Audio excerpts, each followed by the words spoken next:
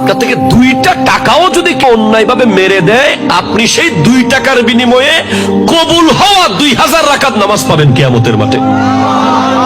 কবুল হওয়া, সেটা 2000 না 2 লাখ রাকাত হইতে পারে, যতক্ষণ আপনি চান।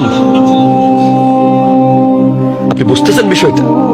আল্লাহ বলবে তোর 2 টাকা মেরে দিছে তো, আজকে তুই ন্যায় কি নিবি, তখন আপনি নিয়ে ফেলবেন, ওর নামাজগুলো সব দিয়ে ফেলতে বলবেন।